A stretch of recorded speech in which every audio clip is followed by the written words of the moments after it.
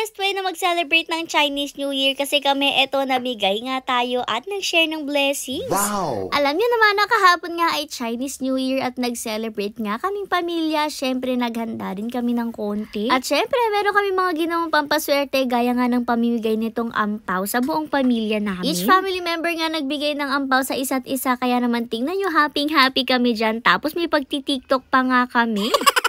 After naman ng pagsasalo-salo namin, naganda na nga si mother nitong mga to. Bale, ito nga merong isang garapon ng bigas, tapos meron rin nga tayong sinamang carbonara na handa natin. Meron rin nga tayo ditong 2 pack ng pansit canton, tapos syempre samot-sari mga delata para easy eat na lang. Sabi ko nga siguradong alam nyo naman na kung saan natin to dadalhin kasi napanood nyo naman na sa ating previous video. Pero dahil nga Chinese New Year, hindi lang pagkain ang bibigay natin sa kanila, kundi na rin pati mga ampaw. At bawat family member nga naghanda kami ng tigagalaw ang ampaw na ibibigay sa kanila. Tapos syempre, buong pamilya nga ay pumunta rin doon kina ate at kuya para naman ma-meet din namin silang lahat. Pag sinabi kong buong pamilya, yes po, opo, lahat po talaga kami kasama. O diba kahit medyo puno nga kami sa sasakyan at yung iba talagang nasa likod pa. Para nga sa mga hindi nakapanood ng video, bala ito nga po, meron kami pinupuntahan dito. Itong si ate at si kuya na dito nga tumitira muna pansamantala or nagsistay sa kanilang pinakakariton. Medyo malayo nga po ang kanila although around Batangas nga lang din pero malayo talaga since from Tanawan pa sila. Tapos pupunta nga daw sila dito para mga lakal nga tapos syempre may mga naiwan din nga sila ng mga anak nila sa bahay. Tapos nagtitiis nga sila na dito lang sila nagsistay sa karito nila sa may pinakakalsada pa since wala nga silang mapapagstay. Habang nandito sila't nangangalakal at syempre nagtatry na kumita para sa pamilya nila. Kung una nga hindi naman talaga namin alam na kailangan pala talaga nila ng tulong hanggang sa mabasa nga natin yung karton or karatula dun sa kanilang pinaka-cart or kariton na nakasulat nga doon nang ihingi sila ng tulong kahit pangkain lang daw. Kaya naman nung isang gabi pinuntahan nga natin sila tapos nung pagpunta nga natin dito talaga naiwan pa pala ni kuya yung kanyang cap. Nalaglag nga daw yun mula sa sasakyan sabi ni ate kaya naman ibinalik pa ni ate sa atin o diba talagang napakabait din nila. Meron rin nga silang isang doggy itong ang cute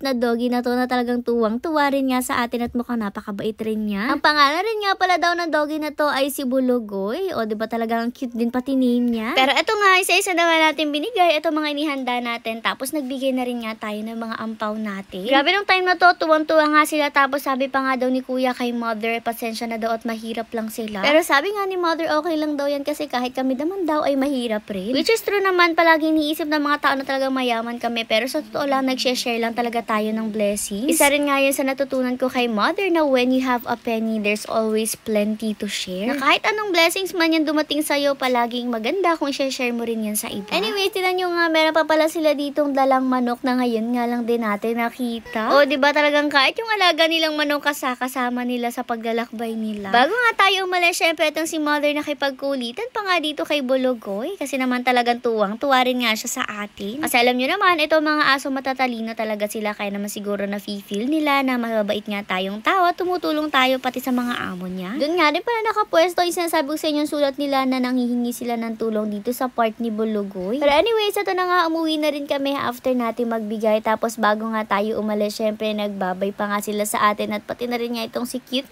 na Bulugoy. Nakakatuwa rin nga kasi talagang halata mo sa kanila na mahal nila yung doggy na yan at mukhang well taken care of din siya. Anyways, pag uwi naman sa bahay dahil wala pa nga talaga kaming kain bukod nga doon sa carbonara na ginawa ni mother, nag-order na nga lang din kami ng food at actually first time talaga namin mag-order dito sa Shakey's. O diba napakasyala na? Pero sabi ko nga minsan lang naman to dahil Chinese New Year kaya naman i-enjoy na rin namin to. Ang cute pa nga ng pizza nila kasi pa-heart dahil nga magva-Valentine's. Siguro din nga nagtataka nga kayo kung bakit kami nag-celebrate ng Chinese New Year hindi naman kami mga Chinese. Si mother po kasi matagal siya nagtrabaho kasama ang mga Chinese at talagang marami na rin siya nakuha ng mga cultures nila. Anyways guys, before mag-end ang video na to, gusto ko lang ulit sabihin na naghahanap po kami ng kasambahay. O diba talagang hindi na kami natapos paghahanap, paano ba naman kasi ilang beses na nga kami nai-scam. Kaya naman guys, please mag-comment kayo kung interested kayo yung sigurado po na pupunta kayo agad-agad at hindi yung i-scamin nyo lang kami ha. Bale, ang hinahanap po namin ay female na 18 to 20s tapos syempre yung wala pong anak. Kasi nga kailangan mo pong mag-stay in dito sa amin at syempre yung kailangan sanay sa mga gawain at mababait nga po sa mga hayop. Kaya kung interested kayo, mag-comment lang po kayo dito para ma-replyan din na po natin agad at syempre makarating agad kayo dito sa atin.